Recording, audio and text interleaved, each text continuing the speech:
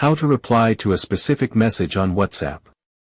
Open WhatsApp and go to the chat where the message you want to reply to is located. When you find it, press and hold on the message to select it. At the top, among the icons that appear, tap the one in the shape of an arrow curved to the left. It is the reply command. Immediately you will see that the selected message is mentioned at the top of the message bar. You can now type your reply normally and then send it. Once sent, your reply will appear with the original message on top, so the recipient will know exactly what you are referring to. This is very useful in groups, where several people are talking at once, but also in personal chats when there has been a time jump in the conversation.